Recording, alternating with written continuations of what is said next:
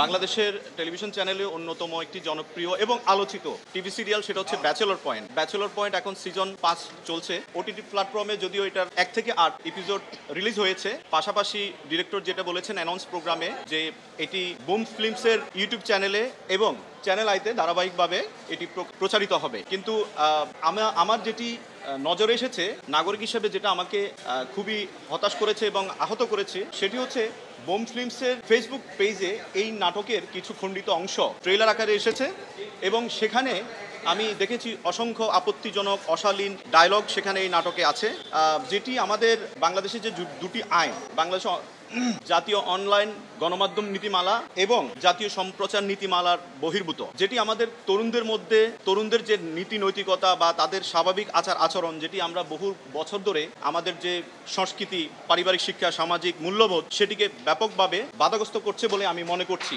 এজন্য আমি একজন সুপ্রিম কোর্টের আইনজীবী হিসেবে আমি মনে করছি এগুলো আসলে বন্ধ হওয়া উচিত। এবং যেহেতু নাটক, বাংলাদেশের নাটক শিল্প খুবই প্রসিদ্ধ, পরিবারের সবাই মিলে দেখার মতো বিনোদনের একটি মাধ্যম বলা যায়। পরিবারের সবাইকে নিয়ে আমরা দেখি। আমরা এর আগে আমাদের প্রথিতযশা যে নাট্যকাররা আছেন, হুমায়ুন আহমেদ, আব্দুল্লাহ আল মামুন থেকে শুরু করেন, তাদের নাটকগুলো আমরা পরিবার নিয়ে দেখতে পারতাম। কিন্তু আমাদের এই নাটকগুলো আমরা দেখতে পারি না, কারণ অশালীন ডায়লগ নিয়ে আঞ্চলিক যে ভাষাগুলো, সেটি কিন্তু আমাদের ভাষার অলংকার, কিন্তু আঞ্চলিকতার মধ্যেও কিছু গালি আছে, সেগুলোকে তুলে আনার তো কোনো মানে হয় না। সেগুলো অভিনেতারা, আমি বিশেষ করে যেটি বলবো যে মার্জুক রাসেলের মুখ দিয়ে নোয়াখালীর কিছু শব্দ উচ্চারিত হয় যেগুলো খুবই আপত্তিকর এবং এগুলো গালি, কোনো এতে কোনো বিফও ইউজ করা হয় না, সরাসরি এগুলো প্রচারিত হচ্ছে, যেটি আমি মনে করি এটা শিশুদের, কোমলমতি শিশুদের, যেহেতু এখন ইউটিউব, ফেসবুকে শিশু কোনো সবাই ঢুকে, সবাই সেখানে প্রবেশ করে এবং হচ্ছে কন্টেন্টগুলো দেখে।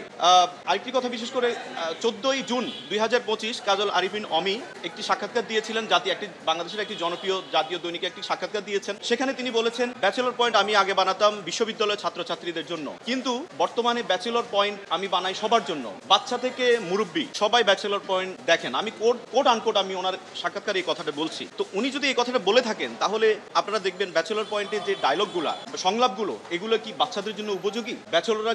ব্যাচেলর তো আমরাও ছিলাম, আমরাও মেসেজ ছিলাম, আমরা কি এই শব্দগুলো ইউজ করতাম? নারীদের প্রতি অবজ্ঞাসুলভ শব্দ ইউজ করা হয় এবং ব্যাচেলরদের মধ্যে বিশেষ করে এমন শব্দ উচ্চারিত হয় মাদকের ব্যাপারে, যেটি হচ্ছে বাচ্চাদেরকে মাদকের প্রতি আগ্রহ বাড়াবে। সুতরাং আমি আমার দায়িত্ববোধ থেকে, এবং যেহেতু এই সংলাপগুলো অশালীন শব্দগুলোর কারণে এই জাতীয় অনলাইন গণমাধ্যম নীতিমালা 2017 এবং জাতীয় অনলাইন গণমাধ্যম নীতিমালা 2014 3, 4 ও 6 নং অনুচ্ছেদ সরাসরি এখানে চলে আসে, এটাকে লঙ্ঘন করা হচ্ছে। অর্থাৎ বিনোদন হতে হবে সুস্থ ধারার, আমাদের যে সামাজিক মূল্যবোধ সেগুলোকে। আমি এই আইনি নোটিশের মাধ্যমে আমি ওনাদেরকে যেটা বলতে চাচ্ছি সেটি হচ্ছে, কাজল আরিফিন অমি এবং আমি আরও অভিনেতা মার্জুক রাসেল, সাইদুর রহমান পাবেল, জিয়াউল হক পলাশ, শিমুল শর্মা, আমি ওনাদেরও লিগ্যাল নোটিশ দিয়েছি।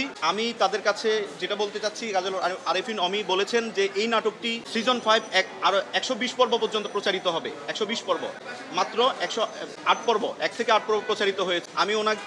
আমি এই আইনি নোটিশের মাধ্যমে আমি ওনাকে সময় দিয়েছি, 7 দিনের সময় দিয়েছি, যে আপনি অবশ্যই এই অশালীন সংলাপগুলো আপনি প্রত্যাহার করে নেবেন, ওখান থেকে এই ক্লিপগুলো সরিয়ে নেবেন এবং ভবিষ্যতে বাকি পর্বগুলো প্রচারের ক্ষেত্রে আপনি অবশ্যই এই বিষয়গুলো মাথায় রাখবেন এবং অনলাইন নীতিমালাগুলো বা আইন কানুনের প্রতি আপনি শ্রদ্ধাশীল থাকবেন। না হলে আমি আপনাদের বিরুদ্ধে আমি পরবর্তী আইনগত পদক্ষেপ নিতে বাধ্য হব।